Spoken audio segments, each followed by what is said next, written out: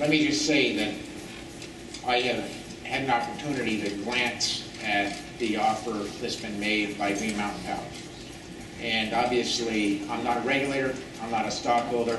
My job is to fight for the ratepayers of the state of Vermont. I said 3 weeks ago, roughly 3 weeks ago when this all started, that there were really 3 things as governor that I'm looking for. Since I wake up every day knowing that I got elected at a time when Vermonters on average are making the same amount of money they were making 10 years ago. And if you don't believe me, talk to people in this room. And yet their expenses have gone up. My first priority is rates, ratepayers, and job creators, how we create jobs. That means affordable power. Affordable power, lower rates mean jobs and economic opportunities for Vermont. So first is ratepayers.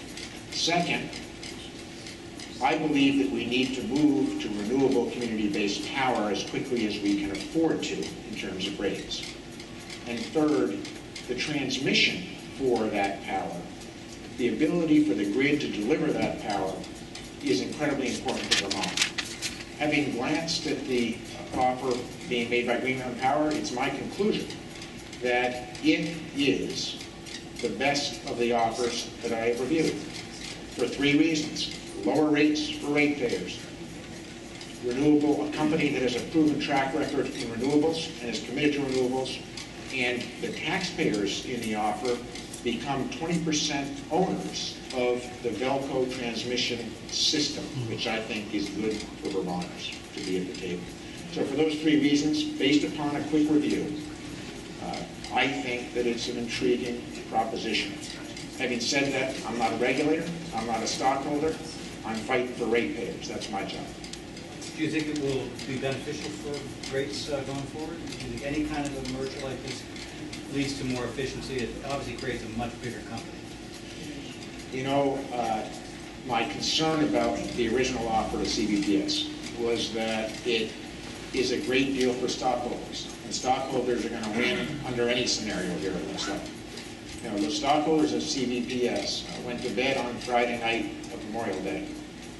And when they woke up on Monday morning, they made $150 million. That's a good weekend. And I keep saying, now, what's in it for the people that elected me? It's rates, it's renewables, it's transmission. So far, based upon the review, there's no question in my mind that we're heading in the right direction. Are you concerned at all about the percentage of ratepayers who would then become GMP customers? It'd be something like 70%. Does that worry you at all? Well, you know, I had some experience. Let me say this. The first thing I said about the CVPS sale was, whenever we can keep a Vermont company, we're doing well in Vermont. Period. So if you ask me what my preference were, obviously this isn't my decision, this has to do with stockholders and regulators, not governors. My preference is always keep Vermont companies. I believe small is beautiful. There's no better place in Vermont to grow and run a business, and we keep them in Vermont hands, we're in good shape. So the next question is, well, if they're going to be bought, who's our partner going to be?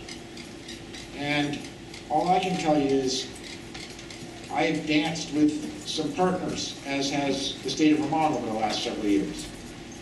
We had Energy Louisiana come in and buy one of our generating facilities. That's a company that, in my judgment, doesn't do business the way we do business in Vermont. Then we have our experience with Green Mountain Power's owner and Vermont Gas owner, who's been in business for almost 30 years in Vermont. That's Gas Metro. And our experience with them has been that they do business like we do business in Vermont. So I would say that if we're not going to be a Vermont company, consolidation is good because it means lower rates, more efficient company. Lower rates mean jobs and economic activity for Vermont. When were you aware of the deal? I was briefed in very vague terms on this possibility about a week ago.